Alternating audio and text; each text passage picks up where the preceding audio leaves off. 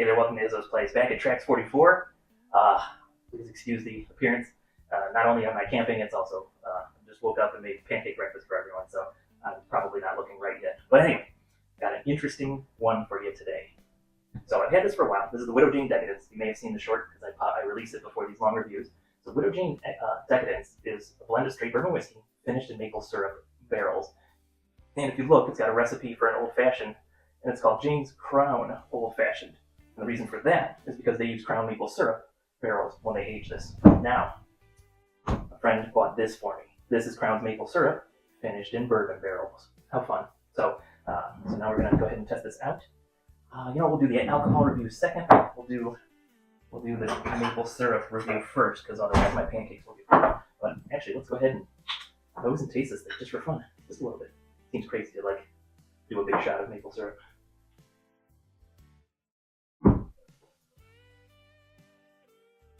Smoky maple syrup, a little hint of smoke, not very smoky.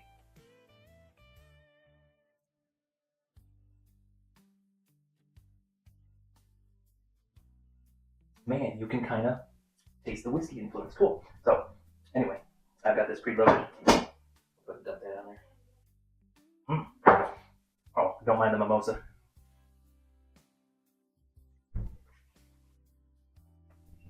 So, a little secret about Izzo is I actually kind of prefer the fake log cabin corn syrup, maple syrup. I don't know, it's what I grew up with. Regular maple syrup always seemed too something to me. Probably seemed too fake, even though I was enjoying the fake one. But anyway, let's see. Oh, shut up, that's good. Okay, I would switch to this over the fake stuff any day. So if you put it in front of me without me knowing what it is, I don't think I would know that it's finished in whiskey. But the moment you told me it's finished in whiskey barrels, I would be like, oh, there's the nose. That's very good. I don't have a price. I'll have to look it up. Editing Izzo will tell you all about it. In the post-credits, or at least after the whiskey review, we will read the bottle rather.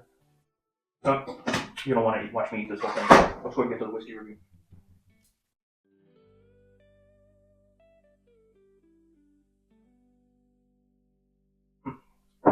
I have no signal where I'm at, so I was not able to look up what my original tasting notes were for this.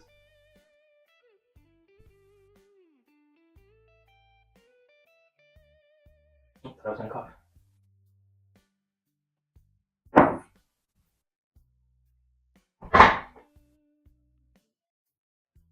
Okay, let's go ahead and check out the bottle before I get into the tasting notes. So, Widow Jane Decadence, a blend of straight bourbon whiskeys finished in maple syrup barrels, aged to perfection. This is batch 27, bottle 255. The date is 2013. So I don't know. Has this been sitting on the shelf that long? Or is that when they distilled it and then, I don't know, I'll have to try to look it up. But as far as proof goes, 91 proof, 45.5% alcohol by volume. And it's nice, this bottle at least came with a little neck tag. It's got the recipe for an old fashioned on there for you. On the back it says, for exceptional maple syrup recipes, visit crownmaple.com. To learn more about our small batch whiskeys, visit widowjane.com. So there you go. I do enjoy the Widow Jane bottle. It's got the thick, it's just nice round, it's simple. Round bottle, thick bottom, like the thick bottom. Just a wood topper for the top. So I do enjoy it. Let's look at the back here. Widow Jane Decadence. There is no other word to describe this. We took some of our legendary bourbon and finished them in barrels that hold New York's finest artisanal maple syrup from Crown Maple. The result is a rich, creamy smooth, and slightly sweet mouthful of whiskey. Flavor that is way beyond good. It's decadent. Then we got the government warning. So something has happened to me. I did it to myself by accident. Well, let me give you some tasting notes. And then I'll talk about what I did and what Widow Jane does. Now, obviously, this has probably influenced me a bit, but the sweet is maple. There's a bit of mineral in there. I'll talk about that later. A little bit of barrel, a little bit of maple, a little bit of whiskey note, and then just that little bit of mineral.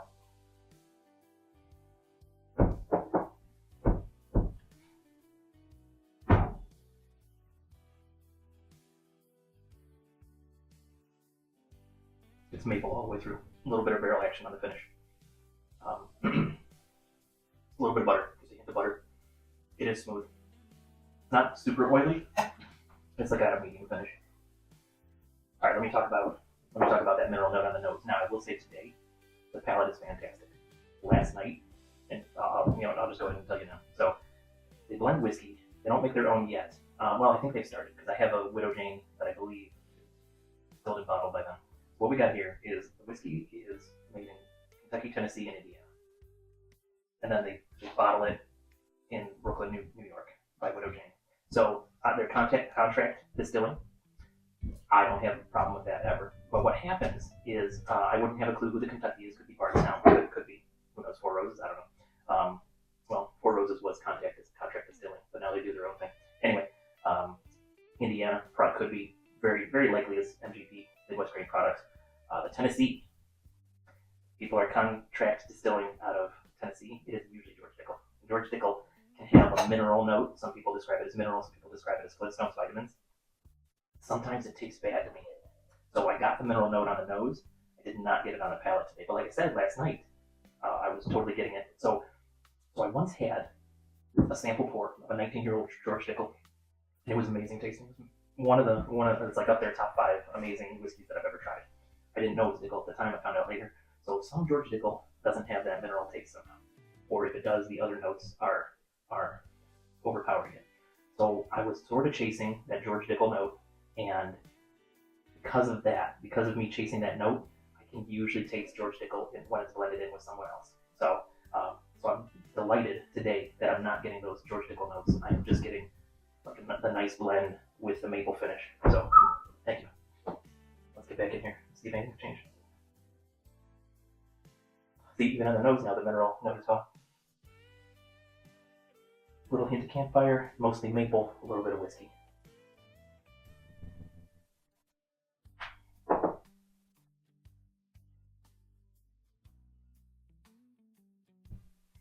Nothing new on the palate. Whiskey all the way through, barrel on the finish. They're very smooth. Some people don't like that word in whiskey reviews. It's very smooth, goes down easy. Like tiniest little bit of a hug on the first pour, and nothing on the second. All right, so despite the fact that there's some George Dickel in here, I think the Decadence is a buy. I believe it's $90, maybe $100 at the most. So it's a buy if it's in your budget. But it's possible, and I'll have to look around, that you could maybe get for a much better price a maple whiskey that tastes just as good. So, but I do like the fact. So there's maple whiskey and there's maple barrel finished whiskey. I prefer the maple barrel finish because it pulls some of the maple in, but it's not diluting the whiskey. So I personally like it when it's finished in maple barrels, not when maple is added to it. I have a Knob Creek. It's very good. 70 proof. They've added maple syrup to it. Right, maple, like watered down maple syrup. And it's a nice taste, but it's just, I prefer this finished in a maple barrel rather than just adding maple to a whiskey. All right, let's go ahead and leave this bottle then. So this is Select Quality Crown Maple Syrup, artisan quality, robust flavor, bourbon barrel aged, limited edition, established 2010. And it's fun. They stuck it in basically a whiskey bottle, 750 milliliter. It is certified organic, exceptionally crafted organic maple, Hudson Valley, New York. The best nature has to offer, select quality, exceptionally crafted. And the writing's a little too small, and I don't have a flashlight here, so let's see how I can do. Here as well, breakfast, yogurt, oatmeal, ice cream, and can't see the last word. And cheese. Huh, that's interesting. You can see me still. I'm just going to stay here and read. Flavor, excitement, and sweetener for coffee. Tea and lemonade. Yeah, that would work. Cool. Use as a heating glaze. Oh, use as a heating glaze on meals, seafood, and vegetables. On meats, seafood, and vegetables. Create a maple vinaigrette dressing for salads and vegetable. And replace simple syrup for exceptional cocktail mixology. Yeah, I'm gonna definitely have to try this in a cocktail with the Widow Jane, and maybe some other stuff. We'll stack it up against some things cheaper and more expensive and see what it tastes like. Anything else on here? Nutritional facts: 110 calories per serving. 1 serving is 2 tablespoons. Ingredients: refrigerate after opening. Blah blah blah blah. Info. Oh, what does it say over here? Estate-produced maple syrup aged in bourbon barrels. All right, so that's our maple whiskey technically when I'm filming this, it's Wednesday, so it's Wednesday Maple Whiskey Wednesday. That's all I got for you. My food's cold now, but I'm gonna go ahead and eat it anyway. It's still gonna be delicious. But I want to thank you for hanging out, seeing this very interesting little duo. I have not owned this already, and a buddy gave me this. But if you see this, this is I don't know what the price is on it. I'll try to find out, but this is exceptional. And this, I think, if it's in your budget, I think it's a buy, despite there being George Dickel in it. But down the road, we're gonna put this up against some other maple whiskeys for more and less prices, and we'll see who comes out on top. But in the meantime, if you're camping, camp safely. If you're drinking whiskey and eating pancakes, please drink and eat responsibly. But do everything with a little bit of whimsy, and you're gonna have a good time. And I will see you next time you're hanging out at Izzo's place, even when I'm in the secret tracks 44. Welcome to Izzo's place. You've had a long day, and I can see it on your face. Hang out at Izzo's place. The project's done, so it's time to relax from the race. Testing. I'm gonna test some pancakes and maple syrup next. Yeah, boy.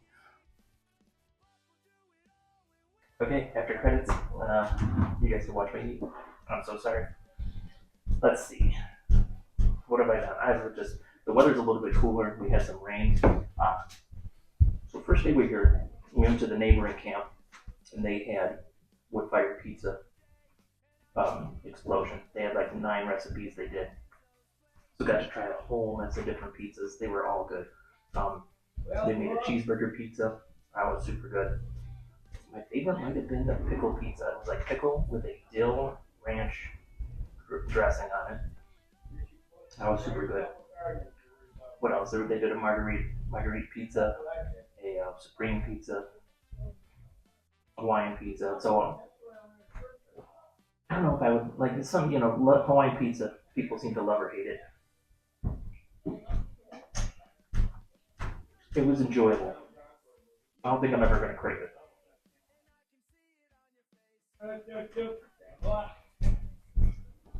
So let me know in the comments below if you're a fan of Hawaiian pizza, pineapple and ham, or not. Just curious. Oh, they did a chicken bacon ranch. That was glorious.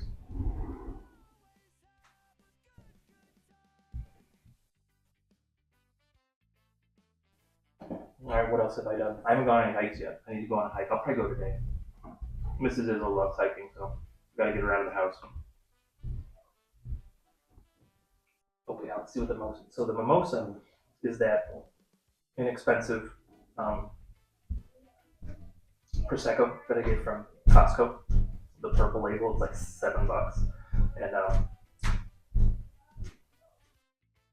it's fun to drink on its own, but it's so cheap. It's not really refined, so it goes well in a mimosa. You don't feel guilty sticking Kirkland prosecco into a mimosa.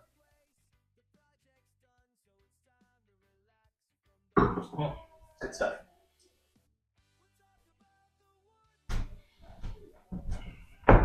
It's funny, there was both gluten-free and regular pancake mix, but there wasn't going to be enough regular pancake mix to feed everyone. So this mix is actually a 1/3 gluten-free mixture.